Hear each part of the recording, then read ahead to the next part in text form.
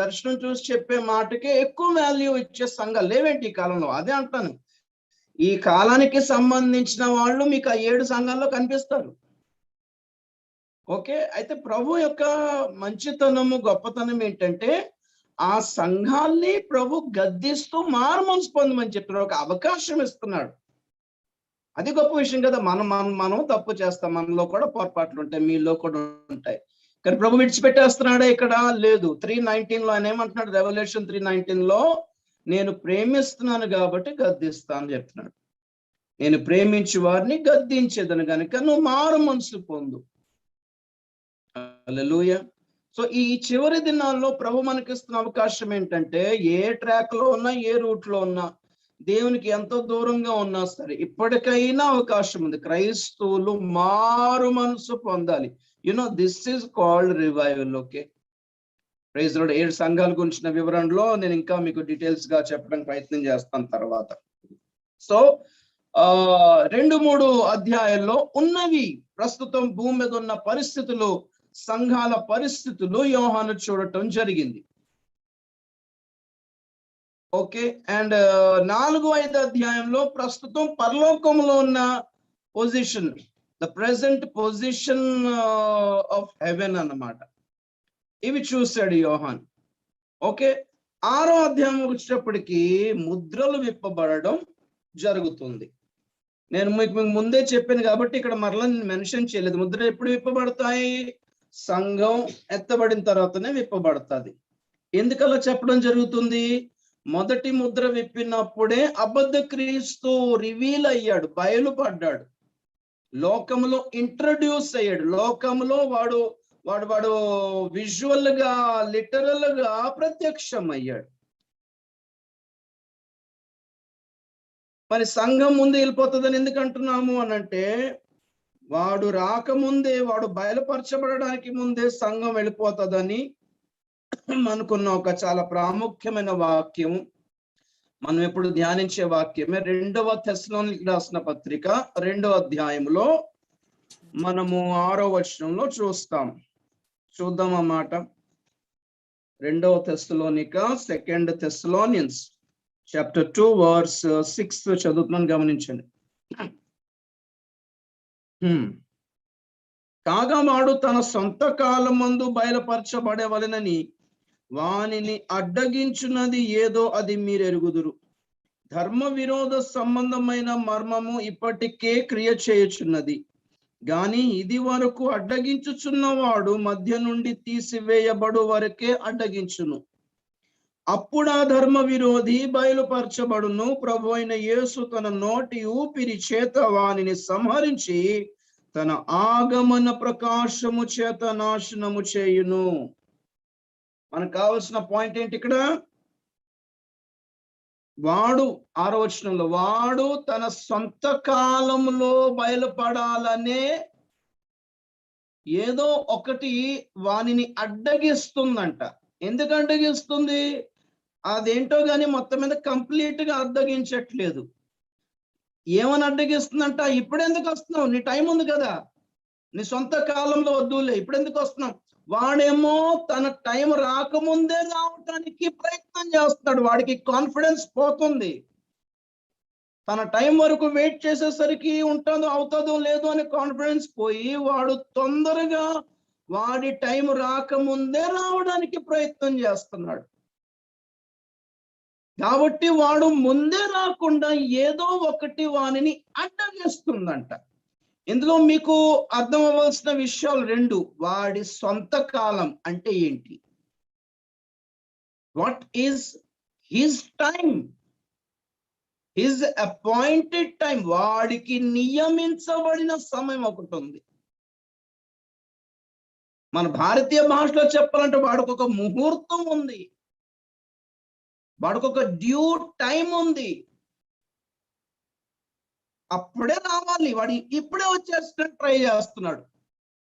2వ పాయింట్ మనకు అర్థం అవ్వాల్సింది ఏంటంటే, వాడిని అడ్డగిస్తున్నది ఏదో ఉందంట. ఈ అడ్డగించేవాడు అండ్ అడ్డగించున్నది 2 గ్రామటికల్ వేరియేషన్స్ గమనించండి. అడ్డగించున్నది అండ్ అడ్డగించువాడు. 2 వేరియేషన్స్ చూస్తున్నాం, ప్రొనౌన్స్ మనం చూస్తున్నాం. అడ్డగించున్నది అంటే సంఘము, అడ్డగించువాడు అంటే పరిశుద్ధాత్మ. ఈ రెండు కాకుండా అబద్ధ క్రీస్తును, అబద్ధపు ఆత్మను అండ్ సైతానును ఎదుర్కొని పోరాడే వాళ్ళు ఇంక ఎవరున్నారు మీ ఐడియాలో చెప్పండి ఒకసారి నాకు. యేసుక్రీస్తు పోరాడి వెళ్ళిపోయాడు. Okay, and what is next? జయించి లేచింది యేసయ్యే, పునరుద్ధానం ద్వారా. యేసయ్య ఎలాగ జయించాడు సైతాన్ని? శిలువ మీద మరణం ద్వారా కాదు, సమాధిలో నుండి పునరుద్ధానుడు అవడం వల్లనే గెలిచాడు ఆయన. యేసుక్రీస్తు లాగా ఆయన పునరుద్ధానములో పాలివారయ్యేది ఎవరు? నెక్స్ట్ సంఘమే. యేసు పునరుద్ధానం వాడికి ఎలాగైతే దెబ్బ తీసిందో, సంఘ పునరుద్ధానము కూడా వాడికి పెద్ద దెబ్బే. యేసు ప్రభు మిస్ అయిపోతే మిస్ అయిపోయాడు, కానీ సంఘం మిస్ అవ్వకూడదని వాడు తన సొంత టైంలో కాకుండా ముందే వచ్చి నొక్కేయడానికి ట్రై చేస్తున్నాడు. కానీ పరిశుద్ధాత్మ పొందిన సంఘము వాడిని అడ్డగిస్తూ ఉంది. స్టాప్ స్టాప్ అని వాడి ఆటలు సాగటం లేదు. ఇక్కడ పాయింట్ గమనించాల్సింది ఏంటంటే, ఈ అడ్డగించే వాళ్ళు తీసివేయబడితేనే గాని వాడు బయలుపడడు. చాలా మందిని కన్ఫ్యూజ్ చేసిన వచనం ఏంటో చెప్పనా? పైన 3వ వచనమే, జాగ్రత్త వినాలి. 2:3 2 తెస్సలోనిక. మొదట భ్రష్టత్వము సంభవించి నాశన పాత్రుడగు పాప పురుషుడు బయలుపడితేనే గాని ఆ దినము రాదు. ఓకే, చాలా ఇన్కన్వీనియంట్ గా ఉన్న వచనం కదా అది. ప్రీ ట్రిబులేషన్ ర్యాప్చర్ కి, శ్రమల కాలానికి ముందే సంఘం ఎత్తబడతాది అనే భావనకి, అనే కాన్సెప్ట్ కి, ఉపదేశానికి ఈ ఒక్క వచనం ఇబ్బంది పెడుతున్నట్టుగా అనిపిస్తుంది కదా. రైట్, ఇప్పుడు మీరు చాలా గమనించాలి. ఫస్ట్ పాయింట్ ఏంటంటే, ఆ దినము అన్నాడు. ఏ దినము? సంఘం ఎత్తబడే దినము కాదు. అందుకే నేను ప్రభు దినమును గురించి మీకు ఇంతకు ముందే చెప్పాను. ప్రభు దినముకు సంబంధించిన పదాలు 4 వాడాడు బైబిల్. 4 types of days. ఒకటి, ప్రభు అయిన యేసు క్రీస్తు దినం అన్నాడు, 1 కొరింథీ 1:7. రెండోది క్రీస్తు దినము అన్నాడు. మూడవది ప్రభువు దినము అన్నాడు, 2 పేతురు 3:10. నాలుగవది దేవుని దినం అన్నాడు, 2 పేతురు 3:11. Day of Jesus Christ, day of Christ and day of the lord and the day of God. ఏంటి ఈ 4టికి తేడా ఏంటి? ప్రభు అయిన యేసు క్రీస్తు దినము అంటే సంఘము ఎత్తబడే దినం. ఓకే, నంబర్ 2, క్రీస్తు దినం అంటే ఎత్తబడిన సంఘము పరలోకములో క్రీస్తు న్యాయపీఠం ఎదుట నిలబడి మహిమను సంపాదించే దినం. ఓకే, నంబర్ 3, ప్రభువు దినము అంటే భూమి మీద శ్రమల కాలము. ఆ శ్రమల కాల వ్యవస్థ అంతా ఈజ్ కాల్డ్ ప్రభు దినం. అది ఒక్క దినం కాదు, ఒక్క పూట, ఒక్క దినంలో, ఒక రోజున, ఒక పూట జరిగిపోయేది కాదు. ఓకే, ఇంకో మాటలో చెప్పాలంటే దేవుని ఉగ్రతాకాలం, శిక్షాకాలం అదంతా. దానినే ప్రభు దినం అన్న. దేవుడు ప్రపంచాన్ని శిక్షించే దినం. ప్రపంచ ప్రజలకు ఈ భూమి మీద వారందరూ బ్రతికి ఉంటుండగా తీర్పు తీర్చే దినం. ఆ తీర్పు దినము రావాలి అంటే ముందు అబద్ధ క్రీస్తు రావాలి. నా సెషన్స్ మీరు ఇంతకుముందు చూసుకోండి ఒక్కసారి. ప్రభు శిక్షలు రావాలి అంటే ముందు ఏమేమి జరగాలో నేను చెప్పాను ఇంతకు ముందే. You have to understand the judgements of God. దేవుడు ఎలా తీర్పులు తీరుస్తాడు, దానికి పాపం యొక్క పరిపూర్ణత గురించి చెప్పాను నేను. పాపం యొక్క పరిపూర్ణత వస్తేనే గాని దేవుడు తీర్పు తీర్చడు. పరిశుద్ధత యొక్క పరిపూర్ణత ఎలాగైతే ఉందో పాపం యొక్క పరిపూర్ణత కూడా ఉంది. అబ్రహాము సందర్భములో మనం ఆ మెసేజ్ లో చదువుకున్నాం. మీరు తర్వాత చూసుకోండి ఒక్కసారి, నేను మధ్యలో అప్లోడ్ చేస్తాను మరలా ఎడిట్ చేసి. ఇశ్రాయేలులు ఐగుప్తు దేశంలో బానిసలుగా ఎందుకుంటారు అనే క్వశ్చన్ కి నేను అక్కడ ఆన్సర్ ఇచ్చాను. ఆదికాండం 15వ అధ్యాయం 16వ వచనంలో అమోరియుల అక్రమము సంపూర్ణము కాలేదు గనక నీ సంతతి వారు 4 తరాల వరకు ఐగుప్తులో ఉంటారని ప్రభువే చెప్పాడు. ఓకే, దానికి అబ్రహాంకి ఒక పాఠం ఉంది, ఇశ్రాయేలులకు ఒక పాఠం ఉంది, అండ్ ఆఫ్ కోర్స్ అమోరియులు, కనానీయులు, అమోరియులు, హివ్వీయులు, హిత్తీయులు, ఈ 7 జాతుల వాళ్ళకి నేను శిక్షించాలి అని అంటే వాళ్ళ అక్రమము పరిపూర్ణం అవ్వాలి, అంతవరకు వీళ్ళు అక్కడ ఉండని అన్నాడు. ఆ కాన్సెప్ట్ ఏంటని నా మెసేజ్ లో చెప్పాను. అసలు ఏంటి వాళ్ళ అక్రమం పరిపూర్ణం అవడం ఏంటి? అదేం లెక్క, అదేం కాన్సెప్ట్? దేవుని కార్యాలు, దేవుని శిక్షలు అంతే. చాలా మంది విస్మరించిన పదాలు అవి. నేను చెప్తున్నాను కదా, బైబిల్ అంతా అంటే అబ్రహాము, శారా, మోషే, యోసేపు, దానియేలు, యేసు ప్రభు చేసిన స్వస్థతలు, వాగ్దానాలు, నేను నీకు తోడై ఉండేదను, నిన్ను దీవించేదను, నిన్ను హెచ్చించేదను, నేను విస్తరింప చేసేదను, ఇలాంటి వాగ్దానాలు, ఆశీర్వాదాలు, స్వస్థతలు. బైబిల్ అంతా కొంతమందికి ఇవే. దేవుని ప్రణాళికలు, plans, the way God doing works అన్నమాట, అవి పొరపాటున అర్థం చేసుకోవటానికి ఇంట్రెస్ట్ కూడా చూపించలేదు. ఎందుకంటే ఇంట్రెస్టింగ్ గా ఉండే వచనాలు దొరికినాయి కదా, వాగ్దానాలు. హ్యాపీగా దేవుడు దీవిస్తారన్నాడు, నేను కూడా దీవిస్తాడు బిడ్డ, నేను కూడా యూట్యూబ్ ఇప్పుడే చేయొద్దు, ఇప్పుడే దేవుడు దీవిస్తాడు, ప్రార్థన ఆలకించే దేవుడు. చాలా రొటీన్ గా సాగిపోయింది అంతవరకు ట్రెండ్ అంతా. ఇప్పుడు ఇంకా సాగదలాగా ఆ రొటీన్ ట్రెండ్ అంతా మానేయమనే కరోనా వచ్చింది 2 సంవత్సరాలు. మరలా ఇదే రొటీన్ సాగితే మాత్రం పని జరగదు. అవుట్డేటెడ్ అయిపోయింది ఆ ట్రెండ్ అంతా, అవుట్డేటెడ్ అయిపోయిందండి. వేరే బహిరంగ కోటాలు పెట్టి 10-20 లక్షలు ఖర్చు పెట్టి దాని మీద స్టేజ్ మీద నిలబడి చేసేది సేవ. ఈ ట్రెండ్ ఎవరు కనిపెట్టారు కానీ అలా సాగింది మొత్తం మీద. సరే, పాయింట్ అది కాదు. పాయింట్ ఏంటి అంటే దేవుని God's way of doing things అన్నమాట. నా మార్గములు మీ మార్గములు వంటివి కావు అన్నాడు. దాని మీనింగ్ ఏంటి? నా తలంపులు మీ తలంపులు వంటివి కావు. మీరు ఆలోచించినట్టుగా నేను ఆలోచించను, మీరు పరిస్థితులను హ్యాండిల్ చేసినట్టుగా నేను హ్యాండిల్ చేయను, మీరు ఒకరి మీద కోప్పడినట్టుగా నేను కోప్పడతా. నా మార్గం వేరు, నా వే వేరు, కంప్లీట్లీ సెపరేట్ అన్నమాట. సో ఈ మాటలను చెప్పడానికి కారణం ఏంటి?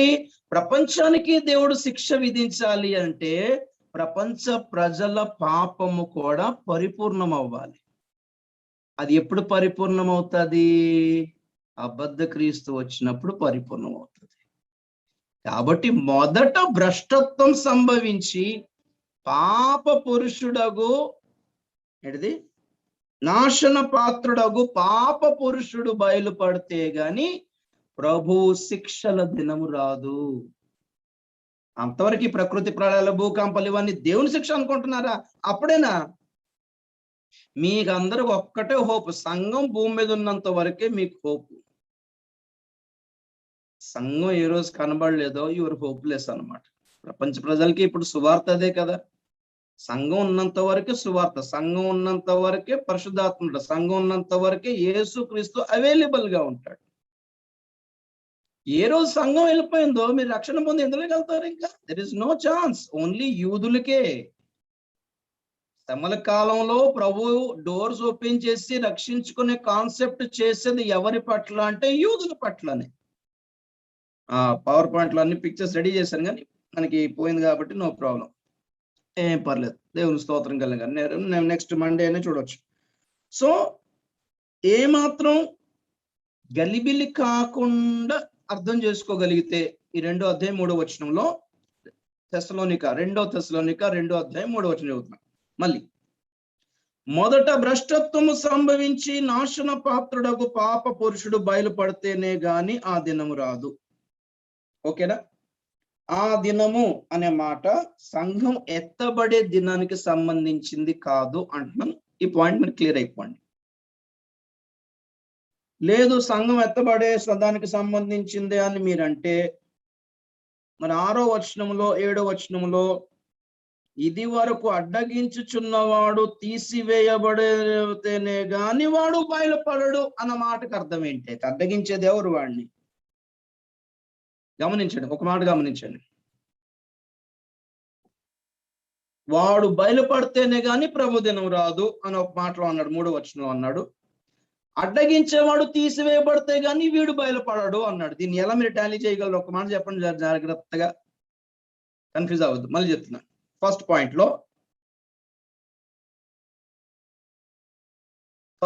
లో వాడు బయలుపడితే గాని ప్రభు దినం రాదు. ఇది అబద్ధ క్రీస్తు వస్తే గాని సంఘం ఎత్తబడదు అనే కాన్సెప్ట్ గా తీసుకున్నారు 3వ వచనాన్ని చాలా మంది. అంటే అబద్ధ క్రీస్తు రావాలి, సంఘం ఎత్తబడాలి. సరే, అదే అనుకుందాం. మరి 6, 7 వచనాల్లో అడ్డగించేవాడు వెళ్ళిపోవాలి, అప్పుడే వీడు బయలుపడతాడు అని రాయబడింది. మరి ఎవరు పోతే వీడు వస్తాడు? వీడు వచ్చిన తర్వాత సంఘం వెళ్తాది అనుకుందాం అందాక. మరి రావాలంటే ఎవరు వెళ్ళిపోవాలి? ఎవరు తీసివేయబడాలి మధ్యలో నుండి? వాడు వచ్చిన తర్వాతనే సంఘం వెళ్తాది అనుకున్నప్పుడు మరి వాడు రావాలంటే వాడికి ఒక ముహూర్తం ఉంది. వాడు సొంత కాలంలో బయలుపడాలి.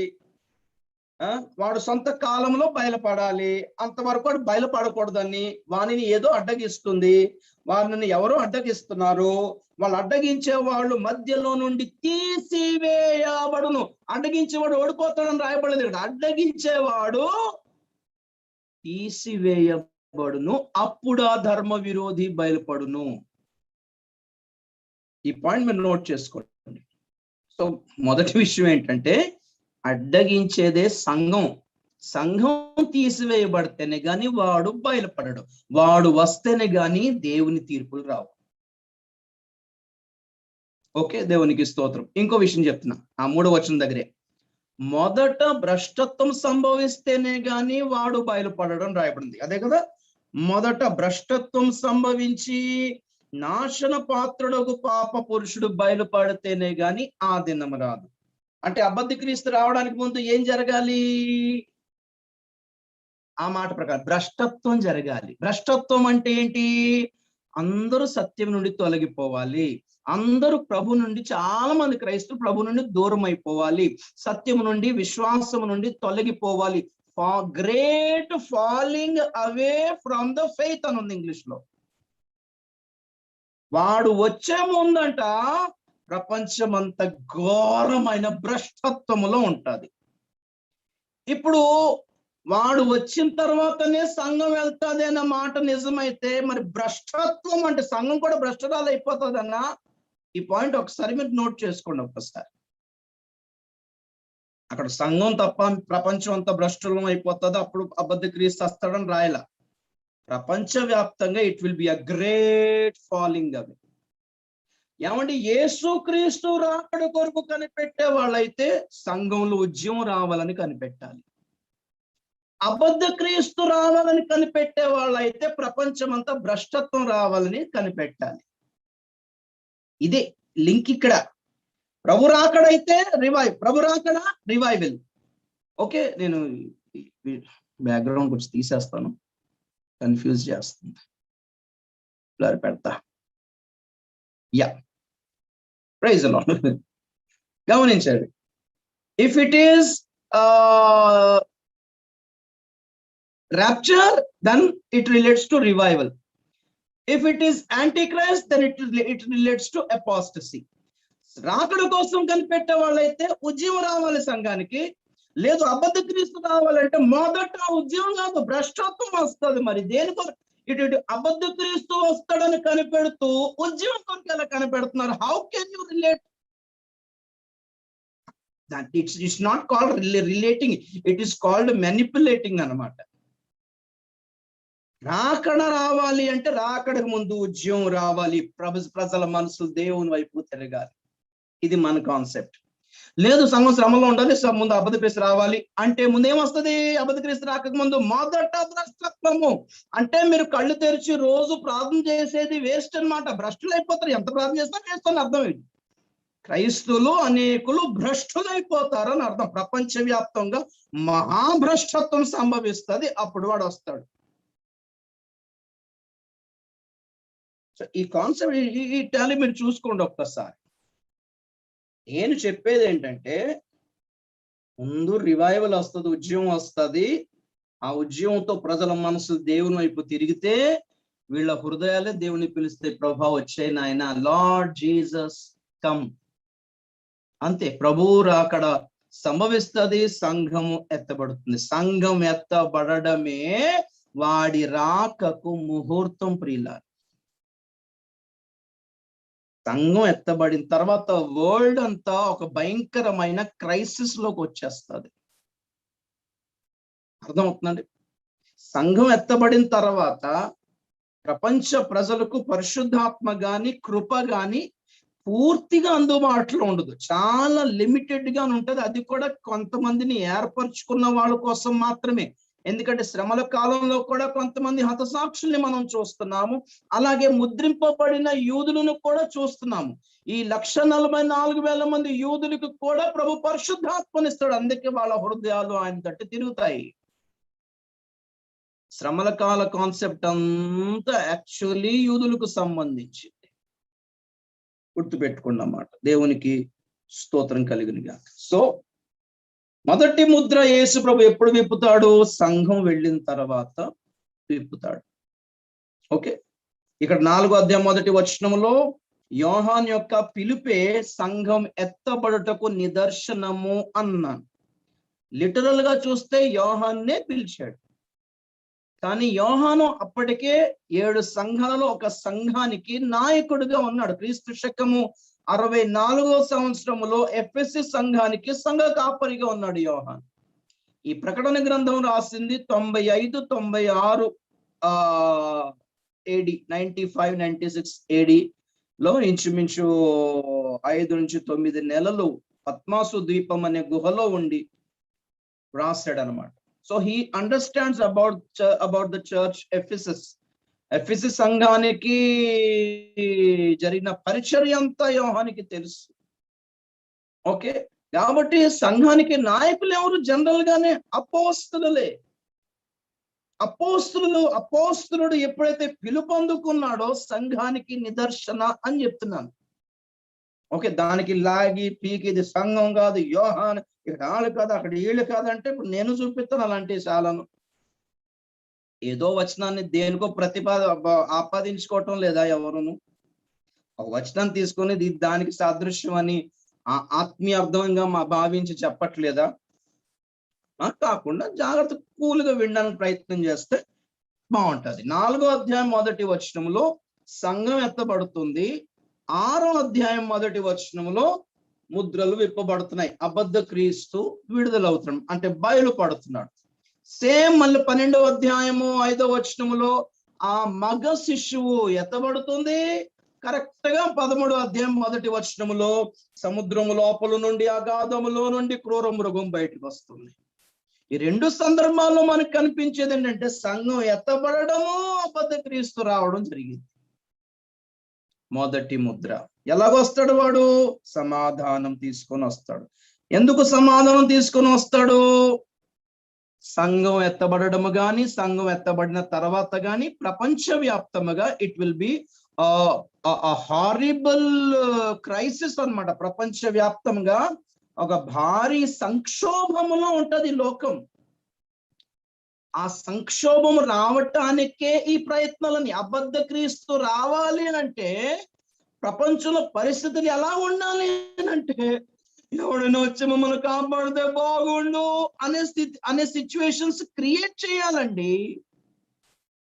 లేకపోతే అబద్ధ క్రీస్తు వచ్చి నేను మిమ్మల్ని కాపాడడానికి వచ్చానంటే, నువ్వు కాపాడే అంత కష్టాల్లో మేమేం లేమే అని అంటే ఎంత ఎంబారసింగ్ గా ఉంటది. అబద్ధ క్రీస్తు శాంతిని తీసుకుని రావాలంటే భూమి మీద అశాంతి, అసమాధానం నిండుకొని ఉండాలి. సో ఆ లెక్కన భూమి మీద సమాధానం రావడం ఇంపాసిబుల్ అని మీరు ఫైనల్ చేసుకోండి మైండ్ లో. అబద్ధ క్రీస్తు రావాలంటే ఏ కాన్సెప్ట్ లోనైనా శ్రమలకు ముందు సంఘం వెళ్ళినా, శ్రమల మధ్యలో సంఘం వెళ్ళినా అబద్ధ క్రీస్తు వచ్చేటట్టున్నాడు కాబట్టి భూమి మీద సమాధానం మాత్రం రాదు. ప్రపంచంలో సమాధానం లేకపోయినా సంఘంలో ఉద్యమం వచ్చే అవకాశం ఉంది. ఎందుకంటే ఉద్యమం అనేది పర్సనల్ ఇన్నర్ కి సంబంధించింది. మన ఆంతరిక జీవితానికి, అంతరంగిక జీవితానికి, మన మనస్సులో కలిగి ఉండే అనుభవానికి సంబంధించిందే తప్ప ప్రపంచంలో పరిస్థితులు సద్దుమణిగే దానికి సంబంధించింది కాదు ఉద్యమం అంటే. Revival is not bringing peace, tranquillity, harmony and brotherhood among the society. Revival is people changing and turning to God and God alone. దేవుడు ఒక్కడు మాకు చాలు అని దేవుని వైపు తిరుగుటయ్యే ఉద్యమం ప్రియులారా. ఇంతకుముందు చెప్పాను మీకు ఒకసారి.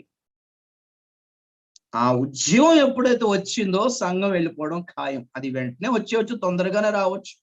అనేక మంది ప్రార్థన చేస్తున్నట్టుగా ఖచ్చితంగా వచ్చేస్తా. దానికి సంబంధించి ఒక వాక్యం మీకు చూపించాను నేను. జకర్యా గ్రంథంలోని ఆ మాట జనరల్ గా యూదులకి ఆపాదించి వాడతాము కదా. యూదులకు ఆపాదించిన, సంఘానికి ఆపాదించి చూసిన రివైవల్ ఎలా ఉంటుందో చాలా స్వీట్ కాన్సెప్ట్ కనిపిస్తుంది. చూద్దాం ఒకసారి. జకర్యా గ్రంథం 12వ అధ్యాయము 10వ వచనం చదువుతున్నా. 12:10. దావీదు సంతతి వారి మీదను యెరూషలేము నివాసుల మీదను కరుణనొందించు ఆత్మను, విజ్ఞాపనము చేయు ఆత్మను నేను కుమ్మరింపగా వారు తాము పొడిచిన నా మీద దృష్టి ఉంచి, జకర్యా 12:10, తాము పొడిచిన నా మీద దృష్టి ఉంచి ఒకడు తన ఏక కుమారుని విషయమై దుఃఖించినట్లు, తన జ్యేష్ఠ పుత్రుని విషయమై ఒకడు ప్రలాపించినట్లు అతని విషయమై దుఃఖించుచు ప్రలాపింతురు. శ్రమల కాలంలో పరిశుద్ధాత్మ లిమిటెడ్ గా అవైలబుల్ అవుతాడని చెప్పని చూసారా. దానికి కారణం ఇదే. ఆ టైంలో కూడా ఆత్మను కుమ్మరిస్తానున్నాడు. కాకపోతే అది ఎవరికి? అందరికి, ప్రపంచంలో అందరికి కాదు. ఇప్పుడు పరిశుద్ధాత్మ ఎవరికి ఇవ్వబడుతున్నాడు? మనుషులందరి మీద ఆత్మను కుమ్మరిస్తాను అంటున్నాడు. అలాగని అందరి మీద ఆత్మ ఏం లేడులేండి. మనుషులందరి మీద ఆత్మను కుమ్మరిస్తాడు. దాని మీనింగ్ ఏంటి? ప్రపంచంలో ఉన్న ప్రతి ఒక్కరికి పరిశుద్ధాత్మను అవైలబుల్ గా ఉంచాను అని అర్థం. అడగడమే ఆలస్యం. ఎలాగడగాలి? మారుమనసు పొందాలి, బాప్తిసం తీసుకోవాలి. అప్పుడు పరిశుద్ధాత్మను అడిగితే, అడుగు ప్రతి వారికి ఆత్మను ఇచ్చేదానంటివే శాశ్వతమైనది. Praise the lord. అడుగు ప్రతి వారికి అనుగ్రహించబడతాడు. ఇప్పుడైతే అడుగు ప్రతి వారికి. ఓకే, అక్కర్లేదు అనుకున్న వాళ్ళకి ఎందుకు ఇస్తాడులే కానీ. కాకపోతే శ్రమల కాలంలో అడుగు ప్రతి వారికి, ప్రలోకంలో ఉన్న అందరికీ కాదు, ఎక్స్క్లూజివ్ గా ముద్రింపబడిన 1,44,000 మంది యూదులకి, విడువబడిన క్రైస్తువులలో కొందరు తీర్మానం చేసుకొని దేవుని కొరకు హతసాక్షులయ్యేలాగా వాళ్ళకి అనుగ్రహించబడతాది. అనుగ్రహించినప్పుడు యూదులు ఏమవుతారని రాశాడు ఇక్కడ చూడండి. 12వ వచనంలో, దేశ నివాసులందరూ ఏ కుటుంబమునకు ఆ కుటుంబముగా ప్రలాపింతురు. దావీదు కుటుంబములు ప్రత్యేకముగా, భార్యలు ప్రత్యేకంగా. ఇంక చదవక్కర్లేదండి. మ్యాటర్ ఏంటంటే, ఆ ఆత్మను కుమ్మరించినప్పుడు వీళ్ళు సామూహికముగా దేవుని ఆరాధిస్తారంట్లా. ఆ మూమెంట్ ఎలా ఉంటదంటే, వాళ్ళు చాలా ఎంబారెసింగ్ గా ఫీల్ అయిపోయి, అయ్యో అయ్యో అయ్యో మా ప్రభువుని మేమే పొడి చేశామా అని బాధపడిపోయి, ఈ గదిలో భార్యలు వెళ్ళిపోయి భార్య ఏడుస్తుంది, ఆ గదిలో కుమారుడు వెళ్ళిపోయి కుమారుడు ఏడుస్తాడు, ఆ గదిలో కుమార్తె వెళ్ళిపోయి కుమార్తె ఏడుస్తే, ఇక్కడ భర్త ఏడుస్తే, ఆ వంశం వాళ్ళు అక్కడ ఏడుస్తే, ఈ గోత్రం వాళ్ళు ఇటు వెళ్ళిపోయి ఏడుస్తే, ఇండివిజువల్ గా everybody will be repenting. Okay, crying in agony, repentance, పశ్చాత్తాపము వ్యక్తిగతంగా వచ్చింది. ఇది రివైవల్ అంటే. సామూహికము కాదు, నాట్ కంబైన్డ్. ఇండివిజువల్ గా ముందు మారుతారు, ఆ తర్వాత కలుసుకొని ప్రభుని స్తుతిస్తారు. That's different thing. వ్యక్తిగతంగా పర్సనల్ గా దేవుని వైపుకు తిరగాలి. క్రైస్తవులు ఇండివిజువల్ గా దేవుని వైపుకు తిరగడమే ఉద్యమము. ఆ రోజున వాళ్ళ కాన్సెప్ట్ మైండ్ లో, మనస్సులో, కళ్ళల్లో, చూపుల్లో ఒకటే టార్గెట్. ఏంటో టార్గెట్?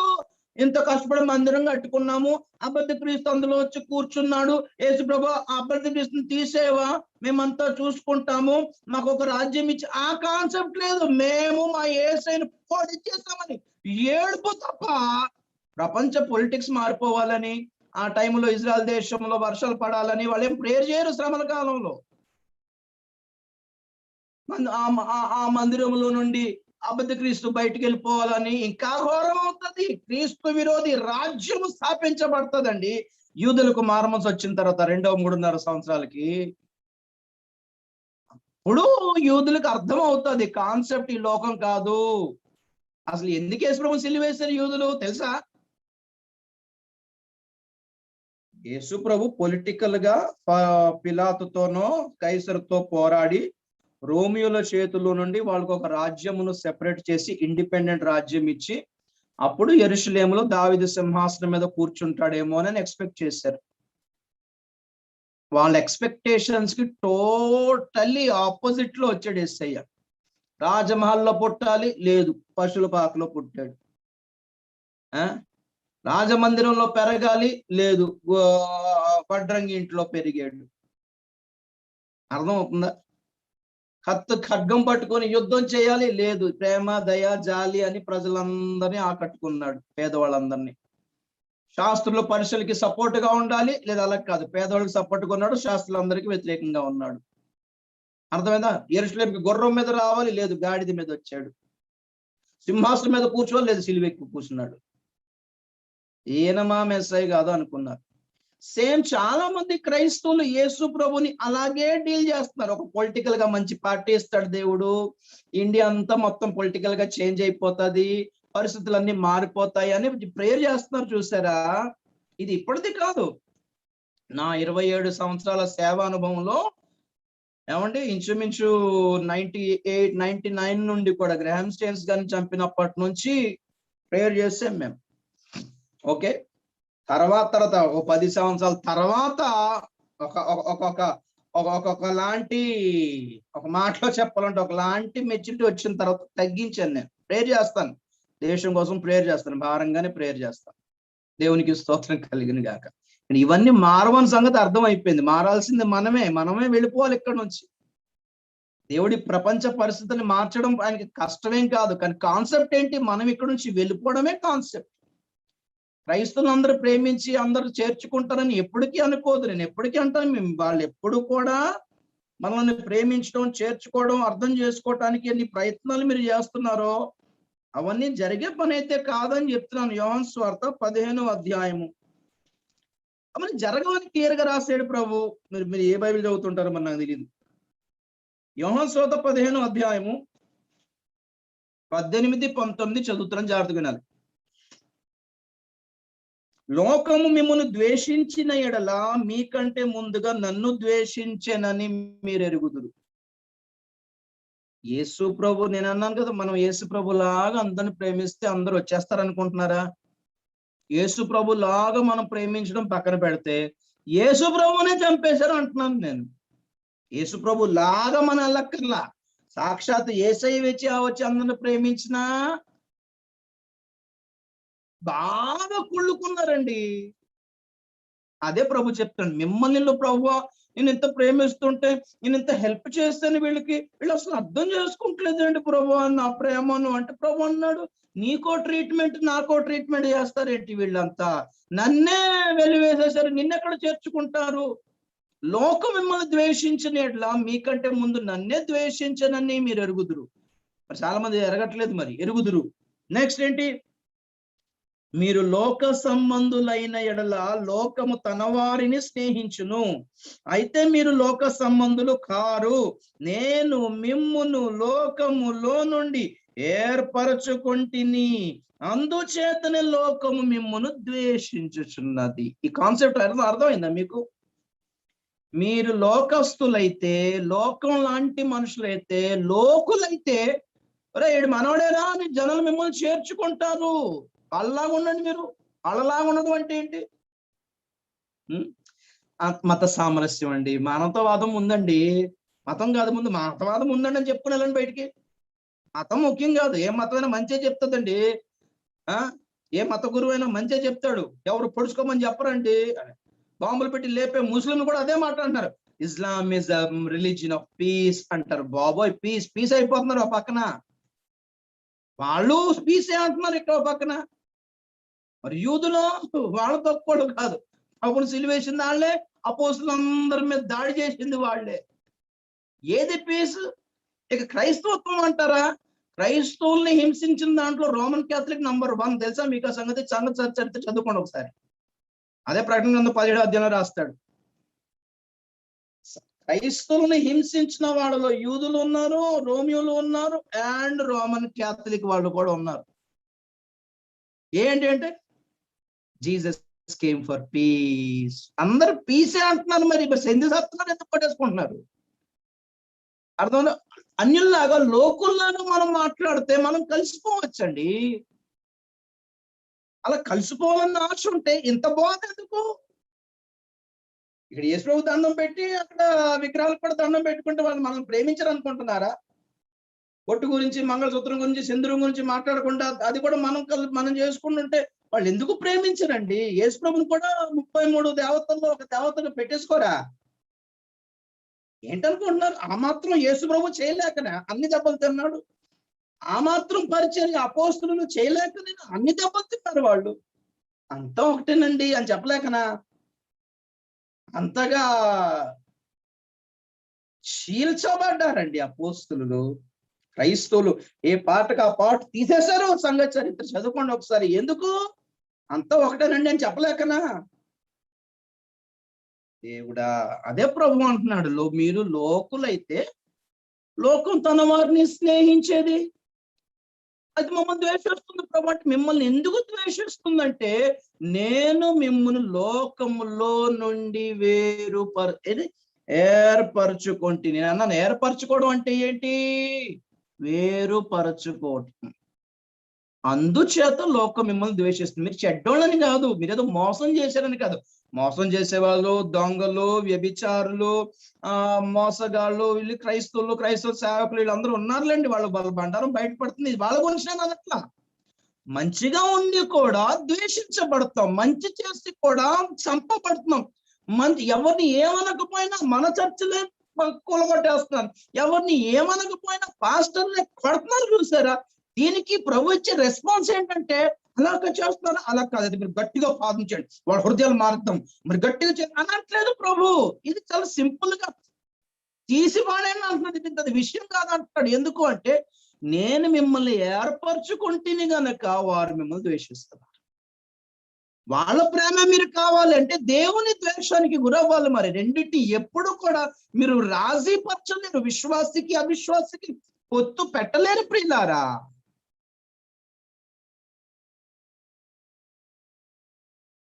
అబద్ధ క్రీస్తు శాంతిని తీసుకురావాలంటే భూమి మీద పరిస్థితులన్నీ తారుమారైపోయి ఉండాలి. క్రైస్తవులు ఈ లోకం నుండి వెళ్ళిపోవాలి ప్రియులారా. వెళ్ళిపోవడానికే ఈ ప్రయాసం అంతా. ఎందుకుండి ఉంచేశాడు మనల్ని 2000 సంవత్సరాలు? కొన్ని ఆత్మలను రక్షించుకోవటానికే. అది కూడా అందరినీ కాదు, మళ్ళీ ఆయన ఏర్పాట్లు ఉన్న వాళ్ళకి రక్షణ కలిగే చేయటానికి. మరి ఆయన ఏర్పాట్లు ఉన్న వాళ్ళు ఎవరో మీకు తెలియదు, నాకు తెలియదు. అది ఆయనకు ఒక్కడికే తెలుసు. ఎక్కడున్నారు వాళ్ళంతా? ప్రపంచ వ్యాప్తంగా ఉన్నారు, ఎక్కడో చోటన ఉంటారు. మరి మన పని ఏంటి? సర్వ సృష్టికి సువార్త చేయండి. రక్షించుకునేది నా వాళ్ళనే, నేను ఏర్పరచుకున్న వాళ్ళని రక్షించుకుంటాను. మీ పని ఏంటి అని అంటే వెళ్ళిపోయి ప్రకటించండి అంతే. మీ పని ప్రకటించడమే, ప్రార్థన చేయడమే. That's it. ఒక వర్గాన్ని ఎంచుకొని చేసేది కాదు. ఆల్ క్రియేషన్, ఒక దేశం వారిగాను ఒక వర్గం వారిగా కాదు. జస్ట్ గో, భూదిగంతముల వరకు సాక్షిగా ఉండండి. ఎక్కడికి వెళ్తే అక్కడ సాక్షిగా ఉండండి. Praise the lord. పరిస్థితులు బాగు చేయలేకనా? చాలాసార్లు మీకు ఒక ఎగ్జాంపుల్ ఇచ్చాను. ఇజ్రాయెల్ దేశంలో పరిస్థితులు బాగు చేయలేకనా? ఇశ్రాయేలులను బానిసలుగా చేయకుండా వాళ్ళని ప్రేమించే ఫరోని దేవుడు నియమించలేకనా? రాజులను గద్దెనెక్కించేవాడును గద్దెలు దించేవాడు దేవుడే కదా. దానియేలు, శద్రకు, మేషకు, అబేద్నెగోలను ప్రేమించేలాగా నెబుకద్నెజరు హృదయంలో కార్యం చేసిన దేవుడు 400 సంవత్సరాలు ఇశ్రాయేలులో బానిసత్వంలో పడకుండా దేవుడు చేయలేకపోనా? చేయగలడు. మరి ఎందుకు చేయలేదు? వాళ్ళు మేము కనానికి వెళ్ళిపోవాలి దేవుడో అని వాళ్ళు కేకలయ్యాలని. లేకపోతే ఐగుప్తు దేశంలో పరిస్థితులు బాగుంటే వీళ్ళు కనానికి ఎందుకు వెళ్తారండి? ఎక్కడైతే ఉందండి అంతా ఒకటే అనేద్దరు అక్కడ కూడా కూర్చొని. ఏ దేవుడైతే ఉందండి అంతా ఒకటే అనేద్దరు అక్కడ కూర్చొని. భేదమును కలుగ చేయవచ్చుతుంది అంటే ఇది కాన్సెప్ట్. ఇక్కడ భేదం అనే మెసేజ్ ఉంటుంది, చూసుకోండి మీరు యూట్యూబ్ లో. దేవునికి స్తోత్రం కలిగిందాక. సో అబద్ధ క్రీస్తు రావటానికి భూమి మీద సిచ్యువేషన్ నంబర్ 1 పొలిటికల్ గా గలిబిలైపోయి ఉంటది, ప్రకృతి పరంగా గలిబిలైపోయి ఉంటది, సోషల్ సామాజిక పరంగా గలిబిలైపోయి ఉంటది. ఓకే, మత పరంగా రిలీజియస్ సిస్టమ్ లో కూడా గలిబిలైపోయి ఉంటది. అండ్ వాట్, తిండి ఆహార పరంగా కూడా హోప్లెస్ అయిపోయి ఉంటారు. అప్పుడు వాడు వచ్చి ప్రజలకు ఇచ్చే శాంతి కొరకు శాంతి వస్త్రాలు చెప్పగానే అందరూ ఆకర్షించబడతారు వాడికి. అర్థమవుతుందండి? మరి వాడి శాంతితో రావాలి అంటే ప్రపంచంలో అశాంతి చోటు చేసుకోవాలి. సో యేసు ప్రభు రాకడికి ప్రపంచ శాంతికి సంబంధం లేదు. యేసు ప్రభు రాకడికి సంఘం ఉద్యమానికి సంబంధం ఉంది. ప్రపంచ భ్రష్టత్వానికి, ప్రపంచ సంక్షోభానికి అబద్ధ క్రీస్తుకు సంబంధం ఉంది. ఏ గ్రూపులో ఉన్నామో చూసుకోండి ఒక్కసారి. రైట్, 2వ ముద్ర విప్పినప్పుడు చూద్దాం. ప్రకటన గ్రంథం 6వ అధ్యాయము 2వ వచనం 3వ వచనం. ఆయన 2వ ముద్ర విప్పినప్పుడు రమ్ము అని 2వ జీవి చెప్పుట వింటిని. అప్పుడు ఎర్రనిదైన వేరొక గుర్రము బయలు వెళ్ళెను. మనుషులు ఒకరినొకడు చంపుకొనున్నట్లు భూలోకములో సమాధానము లేకుండా చేయుటకు ఈ గుర్రము మీద కూర్చున్న వానికి అధికారం ఇయ్యబడెను, మరియు అతనికి ఒక పెద్ద ఖడ్గము ఇవ్వబడెను. మొదటి గుర్రం, తెల్లని గుర్రం వచ్చినప్పుడు సమాధానముతో వచ్చాడు. తెలుపు అంటే సమాధానానికి గుర్తు. వాడి చేతిలో విల్లు ఉంది కానీ బాణం లేదు. అంటే వాడు ఉపయోగించే ఆయుధం ఎలాంటిది అంటే రక్తపాతం జరగదు, అలాంటి ఆయుధం ఉపయోగిస్తాడు. రక్తపాతం చేయకుండా ఉపయోగించే ఆయుధం ఏంటి? బ్రెయిన్ ఉపయోగిస్తాడు. యుక్తి, కుయుక్తి, స్మార్ట్, క్లెవర్. దానియేలు గ్రంథంలో అంటాడు కదా, ఇచ్చకపు మాటలు చెప్పి జనములను వశపరచుకొనును. జనములను, the whole nations he will capture with his flatteries. వాడి మాట ఎంత స్వీట్ గా, ఎంత ఆకర్షణంగా, ఎంత వాక్చాతుర్యం, ఎంత మాటలు నేర్పరితనం ఉంటుందంటే వాడికి అందరూ ఫిదా అయిపోతారు అన్నమాట. వాడితో పాటు ప్రకటన గ్రంథం 13వ అధ్యాయం చూస్తాం మనం, అబద్ధ ప్రవక్త వాడికి సపోర్ట్ గా ఉంటాడు. జనరల్ గా అబద్ధపు ఆత్మ, ఈ క్రీస్తు విరోధి కూడా క్రీస్తు విరోధి ఆత్మ. ఈ ఆత్మ ఒక వ్యక్తిని ఎన్నుకుంటది అన్నమాట. సేమ్ ఈ అబద్ధపు మోసపరుచు ఆత్మ, ఓకే, లిటరల్ ఆత్మే ఒక పర్సన్ ని ఎన్నుకుంటది అనమాట. వాడు అబద్ధ ప్రవక్త అవుతాడు. అర్థమవుతుంది? ఈ అబద్ధ ప్రవక్త పనేంటి తెలుసా? ప్రపంచమంతా వెళ్ళి అబద్ధ క్రీస్తుకు సపోర్ట్ చేయమని వాడు ప్రజలను ఆకర్షిస్తాడంట.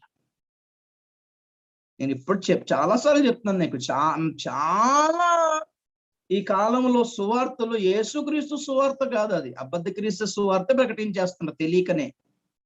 యేసుక్రీస్తు ఏజెండా కాకుండా అబద్ధ క్రీస్తు ఏజెండా ప్రకటించేస్తున్నారు. వీళ్ళను నడిపిస్తుంది ఎవరు అనుకుంటున్నారు? మరలా అబద్ధ ప్రవక్తే.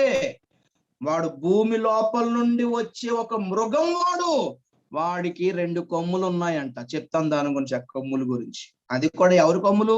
గొర్రెపిల్ల కొమ్ములు అంట. మరి చూద్దాం తర్వాత దాన్ని. 13వ అధ్యాయం దగ్గరికి వచ్చినప్పుడు చెప్తాను.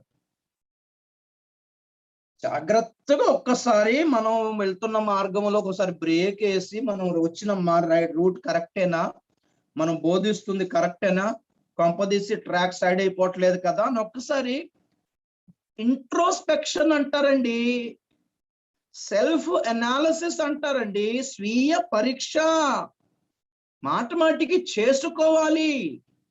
పౌలు తిమోతికి అంటాడు, నిన్ను గూర్చి నీ బోధను గూర్చి జాగ్రత్త పడు. 100 సార్లు ఎందుకు చెప్పాడు? నిన్ను గూర్చి నీ బోధన గూర్చి జాగ్రత్త పడము. నన్ను గూర్చి నేను జాగ్రత్త పడి నా బోధన గూర్చి జాగ్రత్త పడాలి. నా బోధ యేసు ప్రభుకి సపోర్ట్ చేసేలాగా ఉందా, అబద్ధ క్రీస్తుకి సపోర్ట్ చేసేలాగా ఉందా, పరలోకం వైపు సిద్ధపరిచేలాగా ఉందా, లోకంతో రాసి పరిచేలాగా ఉందా, రాకడ కొరకు సిద్ధపరిచేలాగా ఉందా, భూమి మీద మంచి భవిష్యత్తు చూపించేలాగా ఉందా? దానిని బట్టి దేవుని ప్రవక్తలమా అబద్ధ ప్రవక్తలమా ఆధారపడి ఉంది. మొదటి ముద్రలో వాడు శాంతిని తీసుకొచ్చి జనాలను ఆకట్టుకుంటాడు, కానీ రెండో ముద్ర విప్పగానే వాడి అస్సలు రూపం బయలుపడింది. తెలుపు వైట్ అనుకుని వచ్చాడు, చూసారా, ఈసారి రెడ్ అయిపోయింది. దేనికి గుర్తు రెడ్? బ్లడ్, రక్తము. ఏం చేస్తాడు వీడు? వచ్చి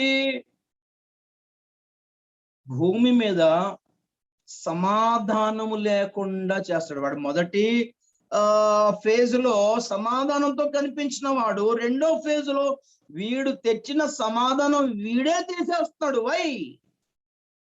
అది కూడా వాడికి అధికారం ఇయ్యబడిన వాడి చేతిలో పెద్ద ఖడ్గం ఉందంట. మరి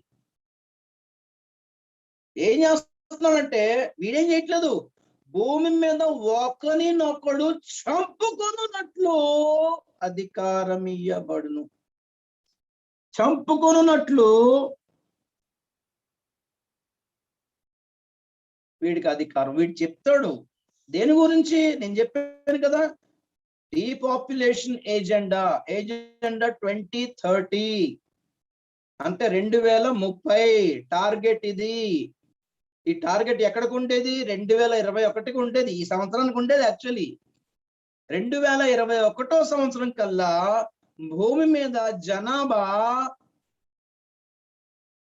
200 కోట్లకి బిలో ఉండాలి అని టార్గెట్ పెట్టుకున్నారు. 2 బిలియన్, బిలో 2 బిలియన్ ఉండాలని టార్గెట్ పెట్టుకున్నారు. ఎందుకు?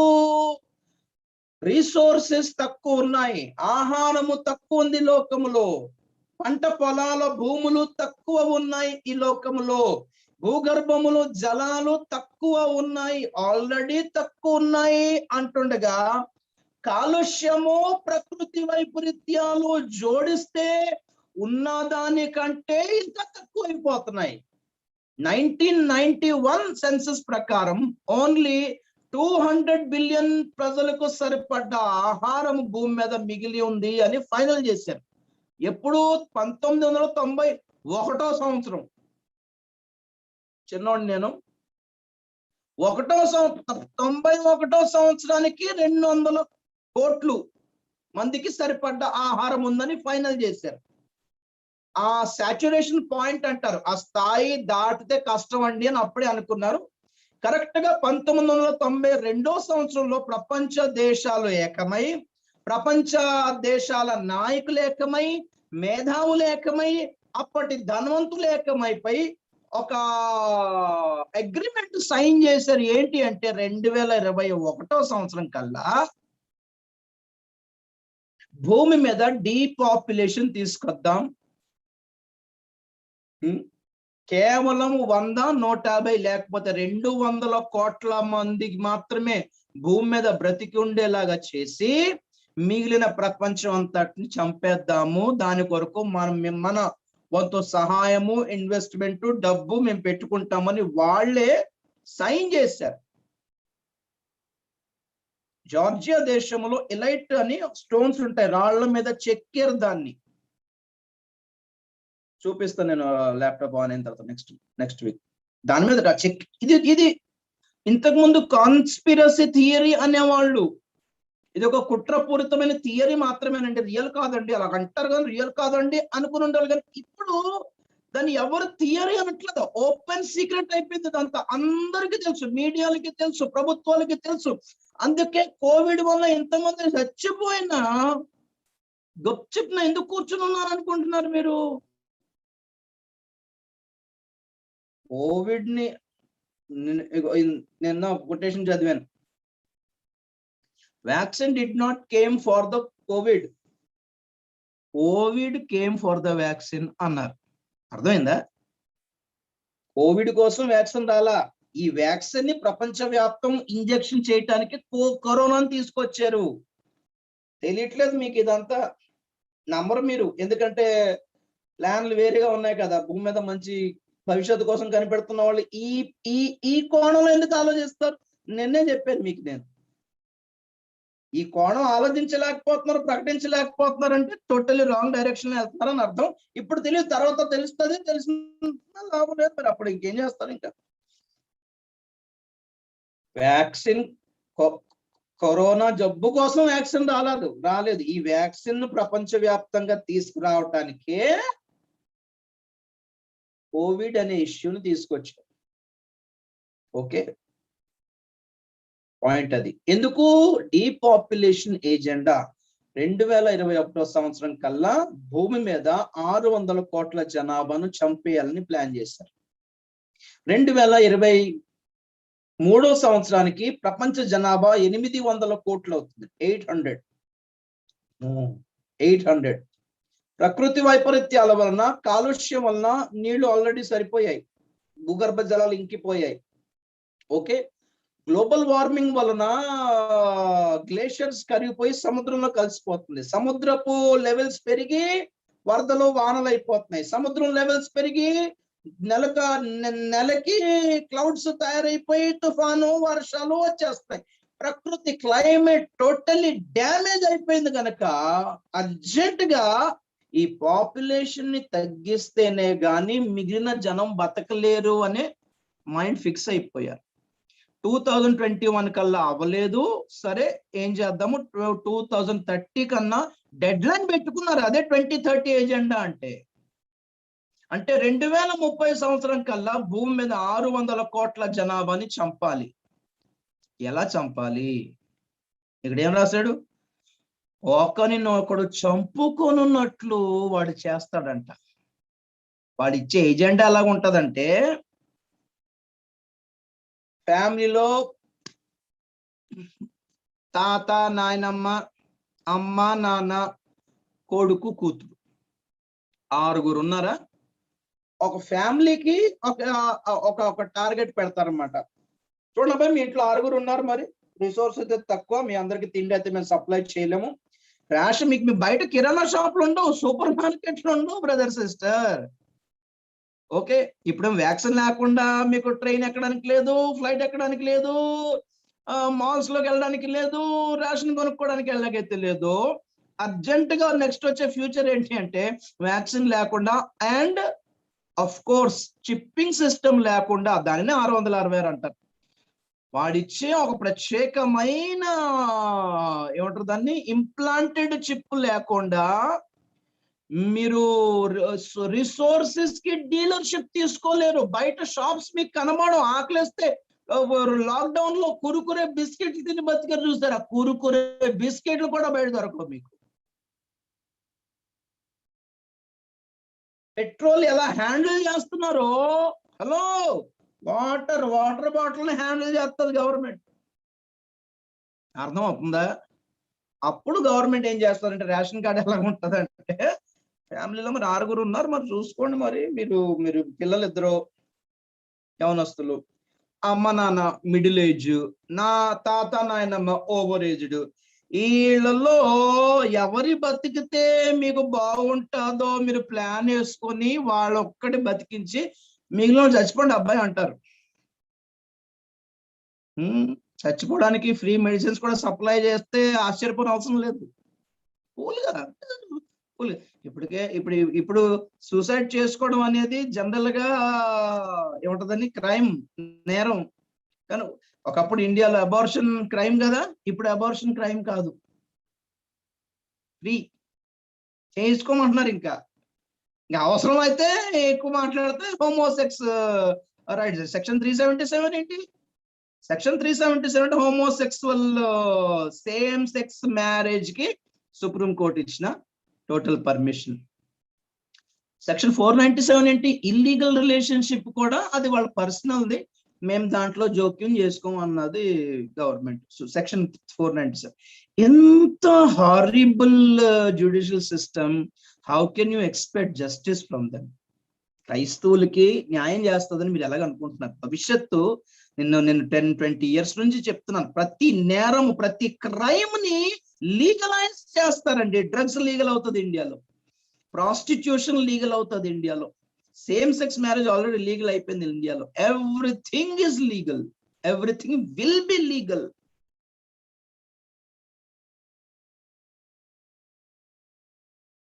గవర్నమెంట్ ఏమంటుంది అంటే, చూడండి మీరు ఎవరు బతకాలనుకుంటున్నారో వాళ్ళు ప్లాన్ చేసి మిగిలిన వాళ్ళు చంపేయండి.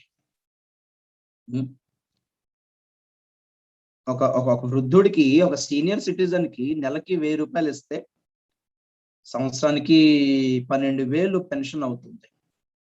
సీనియర్ సిటిజన్ కి నెలకి 1000 రూపాయలు. అదే ఇంట్లో ఉన్న మగోడికి ఎవనొస్తాడికి, నీకు 5,000 ఇస్తాం నాన్న, చంపే మీ నాన్నే అంటే ఎందుకు చంపరు అనుకుంటున్నారు మీరు? వాళ్ళ ఎజెండాలో ఒక 10 years ఒక ముసలోడికి నేను 1000 రూపాయలు ఇస్తే 12 × 10, వామ్మో, అన్ని లక్షలు, 1,20,000, 1,02,00,000 ఇవ్వడం కంటే నీకు 10,000 ఇస్తాను, ఫినిష్. సో బైబిల్ చెప్తుంది, ఇంట్లో వాళ్ళని అమ్మేసుకుంటారు. తండ్రి కుమారుని అప్పగించును, కుమారుడు తండ్రిని అప్పగించును.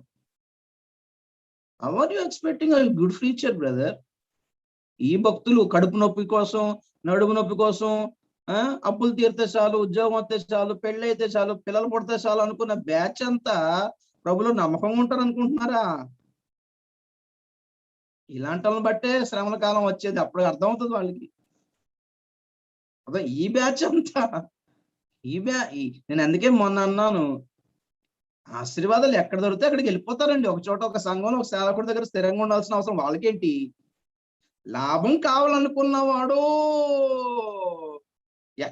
ఎక్కడికైనా వెళ్ళిపోగలడండి. పరలోకం కావాలనుకున్నవాడే నమ్మకంగా ఉండడానికి ప్రయత్నం చేస్తాడు.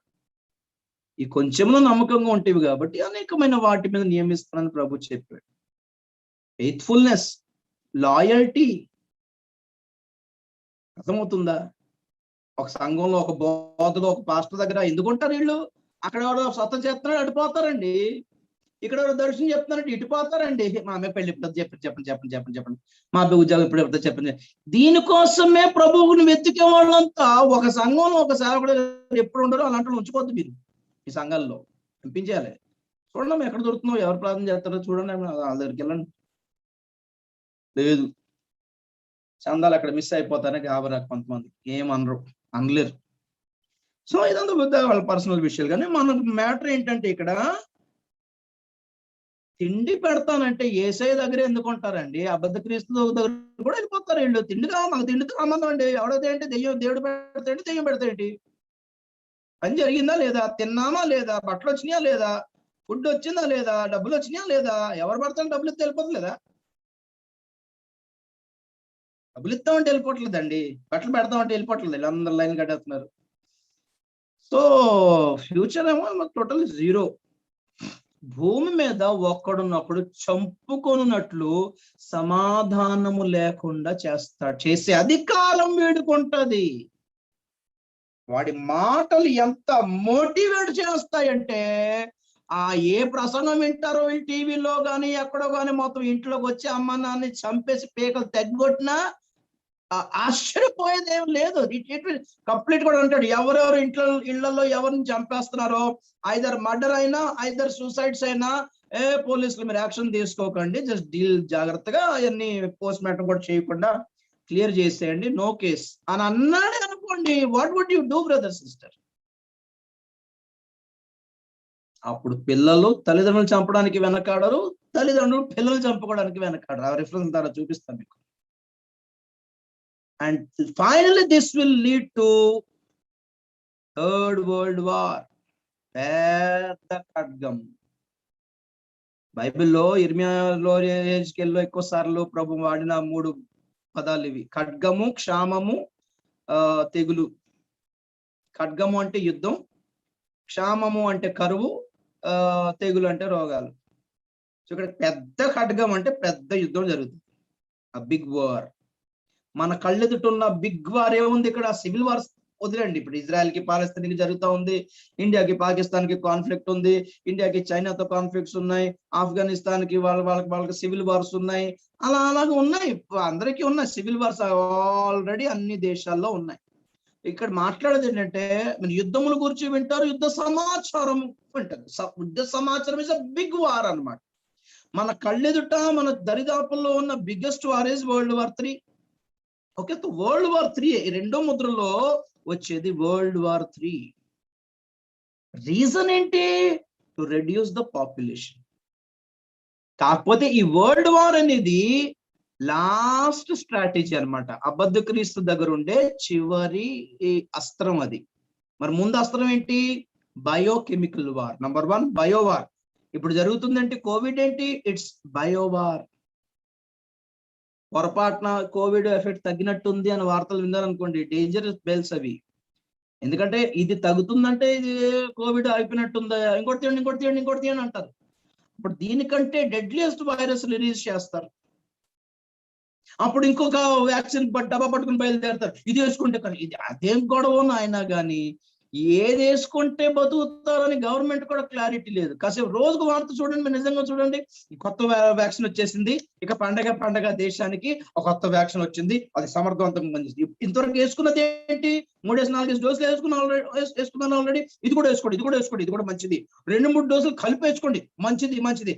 2 పారాసెటమాల్ ఎక్స్ట్రా వేసుకుంటేనే తిడుతున్నారు అందరూ డాక్టర్లు, ఇంట్లో వాళ్ళు, లివర్ చెడిపోద్దని. నువ్వు అన్ని వ్యాక్సిన్లు అలాగే వేసుకుంటావు. ముక్కులు వేసుకున్న వ్యాక్సిన్ వచ్చింది, పర్వాలేదు. డ్రాప్స్ వేసుకున్న వ్యాక్సిన్ వచ్చింది, పర్వాలేదు. ఇంకో కొత్త వ్యాక్సిన్ వచ్చిందంట, అది సమర్థంతో పనిచేస్తుంది, దానికి అదేంటి ప్రపంచ ఆరోగ్య సంస్థ పర్మిషన్ ఇచ్చేసింది. వామ్మో ఏంటిది? వేసుకోమంటే వేసేసుకుంటారు. దేవుడా, ఆట బొమ్మలా మనుషులు, డాక్టర్లు కూడా. సో మన టైం అయిపోయింది, కానీ పాయింట్ ఇది. ముందు 3వ ప్రపంచ యుద్ధం పెట్టుకొని ఏం కలలు కంటున్నారు?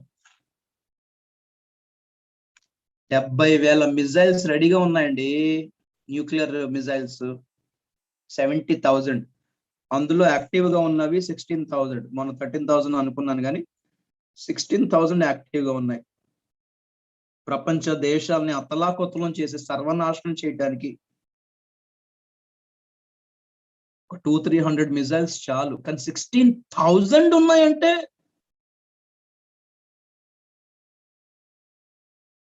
Sleep peacefully.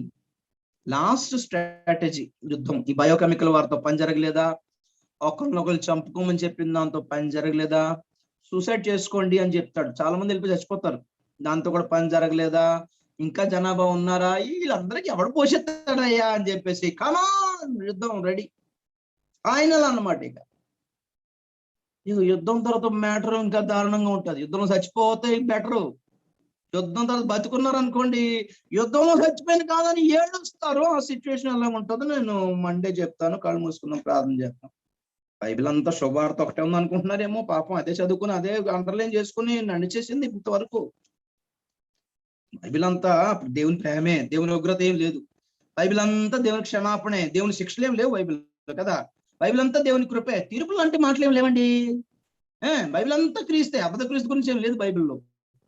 దేవుడా, ఏం బైబిల్ చదివారు? ఎక్కడ బైబిల్ చదువుతున్నారు? ఈ బైబిలేనా? Really are you sure? ప్రార్థన చేద్దాం. పరిశుద్ధుడా, మహోన్నతుడా, నీకు వందనాలు చెల్లిస్తున్నాం ప్రభువా. కనికరించండి, దర్శించండి పరిస్థితులను ప్రభువా. మేము జాగ్రత్తగా అనలైజ్ చేయడానికి సహాయం చేయండి. మాతో మీరు మాట్లాడుతున్నందుకు, హెచ్చరిక చేస్తున్నందుకు, జాగ్రత్త పరుస్తున్నందుకు వందనాలు. నిజంగా ఈ మాటలు విని జాగ్రత్త పడుతున్న వాళ్ళు ధన్యులు ప్రభా. ఇంకా కన్ఫ్యూజన్ ఉన్న వాళ్ళని దయతో కనికరించండి. మీరు కనికరిస్తాను కానీ ప్రభా, దేనికి ప్రభా మేము కన్విన్స్ కాలేము. పరిశుద్ధాత్మ దేవా, నీవే ఒప్పింప చేయు ఆత్మయ్య ఉన్నావు, నువ్వే కన్విన్స్ చేయగలవు. కాబట్టి నీ బిడ్డలందరినీ దర్శించి ప్రభువా నీ రాకడకై సిద్ధపడునట్లు కన్విన్స్ చేయమని వేడుకుంటున్నాను. కనికరించండి, దీవించండి, వీళ్ళందరినీ ఆస్వాదించండి. మాటలన్నీ విని అర్థం చేసుకునే జ్ఞానము కలిగిన హృదయాలు, మనస్సులు మాకందరికీ దయచేయండి. మీరు రాకడకై సిద్ధపరిచి మహిమ పొందండి. యేసు పరిశుద్ధ నామములో బ్రతిమాలి అడిగి వేడుకుంటున్నాము తండ్రి. ఆమేన్. తండ్రి అయిన దేవుని ప్రేమ, కుమారుడైన యేసు క్రీస్తు కృప, పరిశుద్ధాత్మ యొక్క నిన్న సహవాసము, సమాధానము, ఆదరణ, ప్రభు యొక్క మహిమ గల రాకడ పర్యంతం మనకందరికీ సదాకాలము తోడయ్యుండును గాక. ఆమేన్. యేసు రక్తమే జయం, సిలువ రక్తమే జయం. ప్రభు యేసు నామమునకు సంపూర్ణ విజయం కలుగును గాక. Amen. Praise lord. Friday, Saturday, Sunday మనకి స్టడీ ఉండదు. నెక్స్ట్ మండే మనం కలుసుకుందాం. ఓకే, లైవ్ ఆఫ్ చేస్తున్నాను. God bless you.